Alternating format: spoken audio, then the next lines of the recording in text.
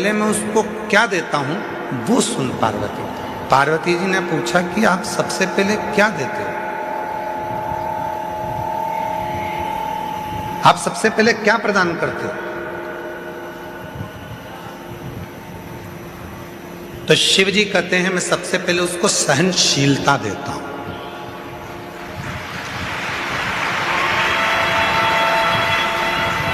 आज के जमाने में व्यक्ति के पास सहनशीलता नहीं है।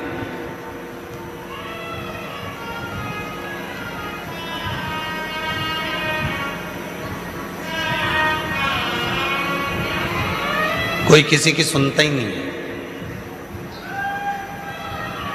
आज के व्यक्ति के पास सहनशीलता खत्म हो गई। हमने पहले भी कथा में कहा था, आज फिर कहते हैं। पहले भी हम कथा में बोले थे, आज फिर कहते हैं। बहू कहती है मैं किसी की नहीं सुनूंगी, सास कहती है मैं किसी की नहीं सुनूंगी, बाप कहता है मैं किसी की नहीं सुनूंगा, बेटा कहता है मैं किसी की नहीं सुनूंगा, भाई कहता है मैं किसी की नहीं सुनूंगा, रिश्तेदार कहते हैं हम किसी की नहीं सुनेंगे। तो सुनेगा कौन? सियोर वाला महाराज सुनेगा कौन? मतलब सहनशीलता खत्म हो गई। सहनशीलता पूरी की पूरी चली गई, सहनशीलता समाप्त। आज सहनशीलता नहीं। शिव कथा कर रही है, भगवान शंकर का चरित्र कह रहा है, शिव महापुराण की कथा कर रही है। पार्वती जो मेरे पास में आता है, पार्वती जो मेरे पास पहुंचता है, पार्वती मैं उसको धन देता हूं पर दूंगा थोड़ा रुक कर, वैभव दूंगा थोड़ा रुक कर, संपदा दूंगा थोड़ा रुक कर, कुर्सी दूंगा थोड़ा रुक कर, प्रतिष्ठा दूंगा थोड़ा रुक कर, पर सबसे पहले मैं उसको देता हूं सहनशीलता। क्यों? क्योंकि जब व्यक्ति को मैं धन देता हूं, व्यक्ति को जब मैं वैभव देता हूं, व्यक्ति को जब मैं सत्ता देता हूं, व्यक्ति को जब मैं संपदा देता हूं, जब वो उन्नति की सीढ़ी पर चढ़ना प्रारंभ करता है, तब लोग उसको ताने देना प्रारंभ करते हैं। उस समय पर उसको सहनशीलता की जरूरत पड़ती है, सहन करने की जरूरत है। शंभु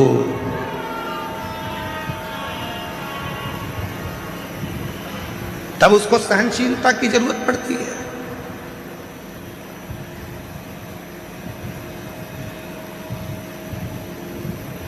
धन दे दिया मैंने और उससे सहन ही नहीं हुआ। कई लोग ऐसे भी हैं जिनको ज्यादा दिख जाता है तो हार्ट अटैक आ जाता है।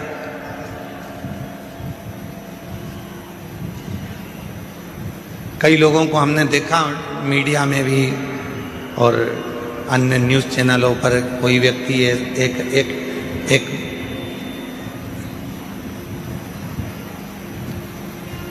विधायक जी चुनाव लड़े और चुनाव लड़े, जीत गए। इतनी खुशी हो गई, इतनी खुशी हो गई कि सीट पे बैठे बैठे ही निपट गए, सहन नहीं हो पाया।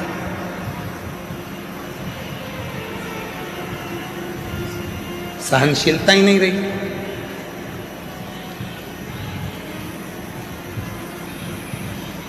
शिव कहते हैं पार्वती में सबसे पहले सहनशीलता देता हूं। आप जब शिव जी के मंदिर जाना चालू करेंगे, भगवान शंकर के मंदिर में जाना चालू करेंगे, शिव जी को एक लोटा जल चढ़ाना प्रारंभ करेंगे, तो शंकर भगवान सबसे पहले आपको सहनशीलता देंगे। तू मेरे मंदिर में आएगी, झाड़ू लगाएगी, पोछा लगाएगी, साफ करेगी, दुनिया के लोग तुझे ताना देंगे, आड़ा टेढ़ा कहेंगे, अपशब्द कहेंगे, तुझे सहन करना आना चाहिए।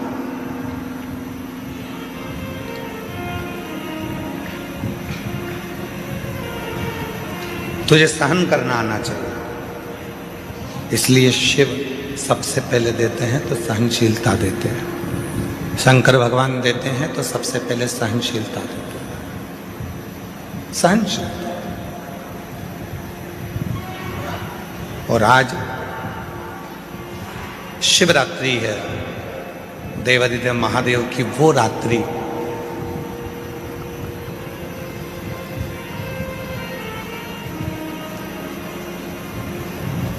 तमिल के 63 संत ऐसे हुए,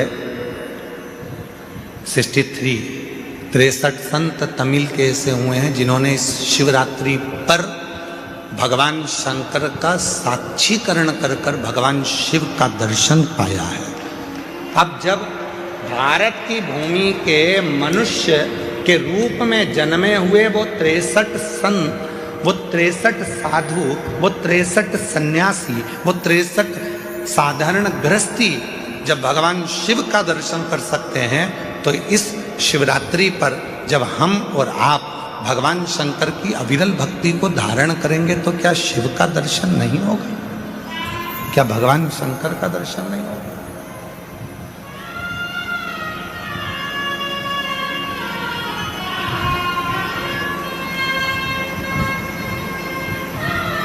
बस उसको भजने का तरीका है,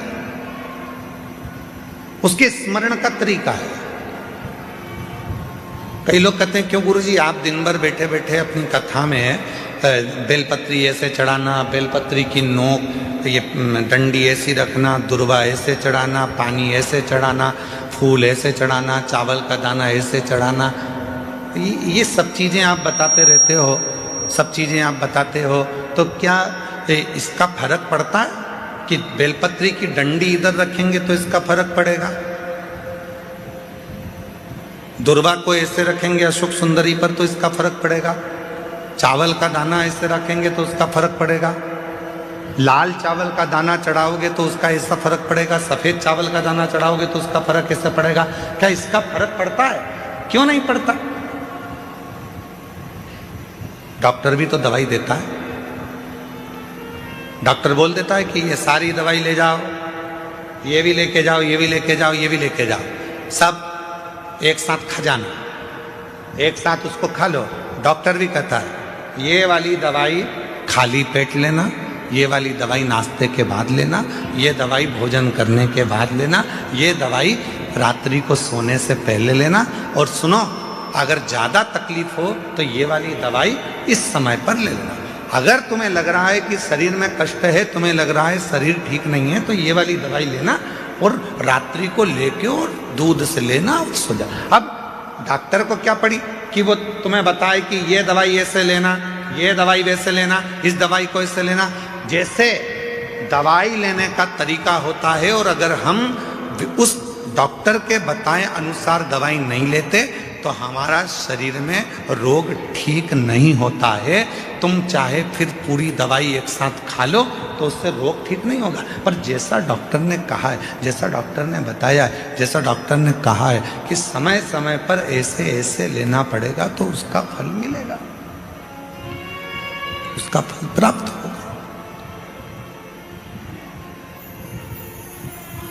उसी तरह शिव महापुराण में भी वर्णन किया गया, भगवान शंकर की कथा में वर्णन किया गया कि बेलपत्री कैसे चढ़ाना है। शिवरात्रि पर बेर का महत्व कितना है, कितना महत्व।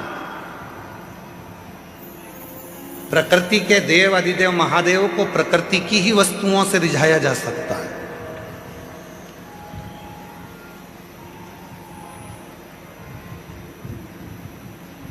उनको रिझाने के लिए बहुत आडंबर की जरूरत नहीं पड़ती। 3 मित्र थे, तीनों में झगड़ा हो गया और तीनों भगवान के लिए झगड़ लिए। एक बोले मेरे राम जी बड़े, एक बोले मेरे भगवान कृष्ण बड़े, एक बोले मेरे शंकर जी बड़े। पर शिव महापुराण की कथा कहती है कि हमारे यहाँ देवताओं में भेद नहीं होना चाहिए, हमारे सारे देव एक है। किसी देवता के लिए ये नहीं कह सकते कि ये बड़ा है, ये छोटा है, ये बड़ा है, वो छोटा। ना ना ना, हमारे लिए सब बड़ा, सबकी सब। पर 3 दोस्त थे, लड़ लिए। अब विवेक नहीं होवे, बुद्धि ना होवे तो झगड़ा हो जावे। तो तीनों ने लड़ाई कर ली। तो तीनों ने विचार करा, देखो मेरे राम बड़े, वो बोला मेरे कृष्ण बड़े, वो बोला मेरा शिव बड़ा। तीनों में झगड़ा हुआ और तीनों देवता एक ही हैं। तीनों ने कहा चलो जंगल में चलते हैं, अपने अपने भगवान को बुलाते हैं। देखो सबसे पहले किसके आगे। गया। एक ने बुलाया, हे अयोध्या नरेश, हे मेरे अवध के राजा, हे मेरे राजा धीराजा, अवध नरेश, अयोध्या के राजा, मेरे राम जी जल्दी आइए, आपका दर्शन कराना है मेरे दोस्तों। राम जी नहीं आए। थोड़ी देर बाद वो भगवान कृष्ण का भक्त वो पुकारने लगा, हे द्वारकानाथ, हे ब्रज के राजा, हे द्वारकाधीश, जल्दी आइए, मेरे दोस्तों को दर्शन कराना। भगवान और थोड़ी देर बाद तीसरा नंबर का जो दोस्त था उसने एक जमीन पे से कंकर उठाया, हाथ पे रखा, ओ भोला जल्दी आ जा, पार्वती बुला रही है। शंकर जी तुरंत प्रकट हो गए।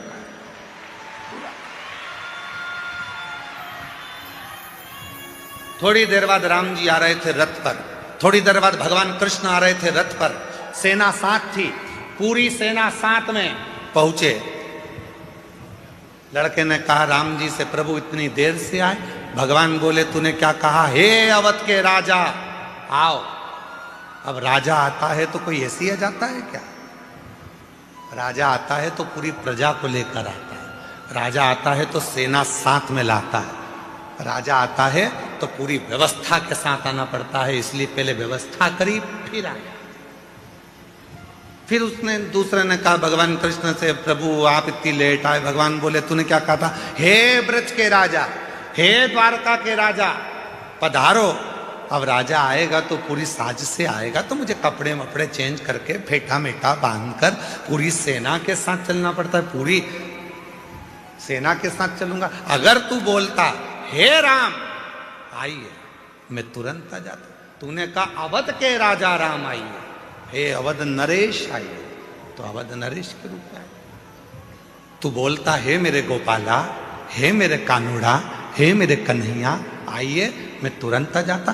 तूने कहा हे द्वारकाधीश, हे ब्रज के राजा आप आइए, तो मुझे राजा जैसा ठाट लेकर तो आना पड़ेगा, राजा जैसा ठाट रखना पड़ेगा। हम कई बार अपनी कथा में वर्णन करते हैं कि जितने भी यजमान बने हैं ना, इन यजमानों से कहते हैं कि कभी भी तुम ये विचार मत करना कि तुम जजमान,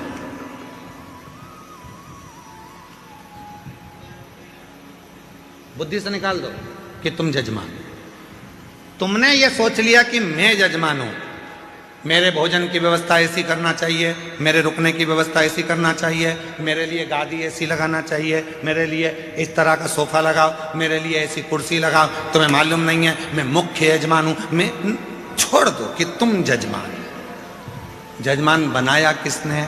उसने। बिठाया किसने? उसने। कृपा किसने करी? उसने। तो तुम उससे कहो, कहीं हमारे माँ बाप की कोई कृपा हुई होगी, कहीं मेरे पूर्वजों ने एक लोटा जल ज्यादा चढ़ाया होगा, जो आज भगवान ने मुझे यजमान बनाकर बिठा दिया। त्याग।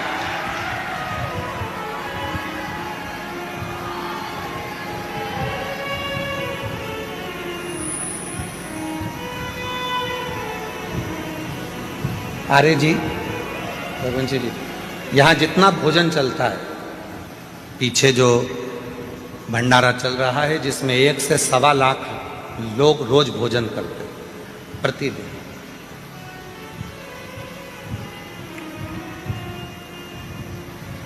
उसमें एक भी रसीद लेकर किसी भी सीहोर वाला हो, चाहे बाहर वाला हो, चाहे दुनिया का कोई सेठ हो, दुनिया का कोई सेठ हो, जितने कथा सुन रहे हैं उन सबके लिए कहूँगा, कोई नहीं कह सकता कि सीहोर वाले महाराज के यहाँ से कुबेरेश्वर धाम से कोई आया था और हमने घी का पीपा दिया था या तेल का डब्बा दिया था। ये सारा की सारा भंडारा भोले बाबा चलाते हैं और भोलेनाथ के भक्त चलाते हैं।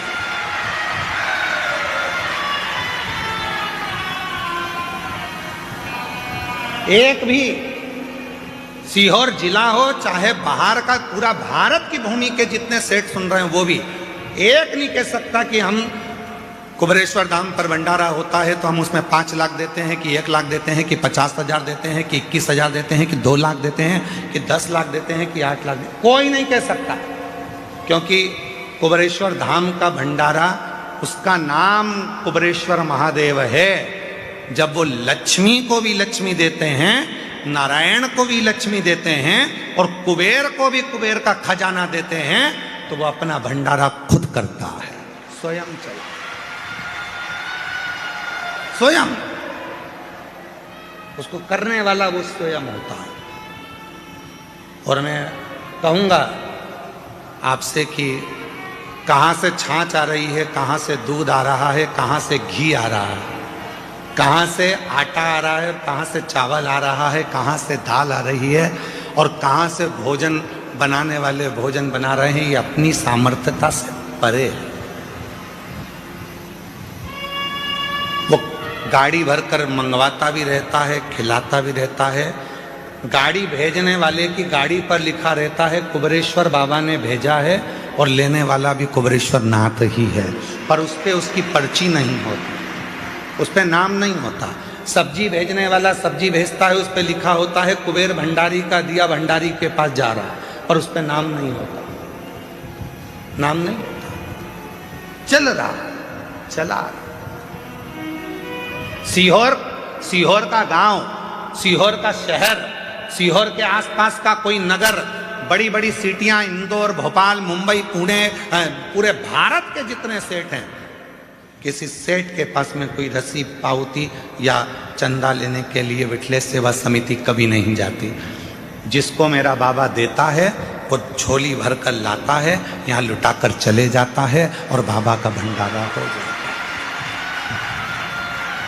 और उस विश्वास से कह रहे हैं, आप आयो, जितने श्रोता इस पंडाल में बैठे हैं और 3 पंडाल पीछे के, चौथा, 5वां, और भी जो लोग मंदिर प्रांगण में, धर्मशालाओं में, रोडों पर और ग्राउंड में जहां जहां बैठे हैं, विश्वास के साथ कहता हूं, आज शिवरात्रि के दिन, अगली शिवरात्रि तक मेरा बाबा आपको भी इतना देगा कि आप झोली भरकर यहां पटक कर जाओगे।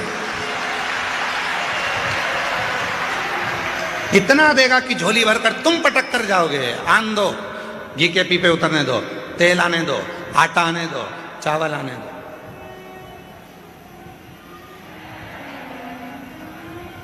वो करुणा सा,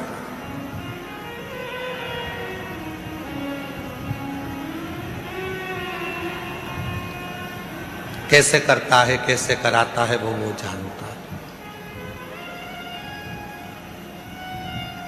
हमारे छोटे भाई विनय मिश्रा जी थोड़ा सा टेंशन ले लेते हैं कभी कभी।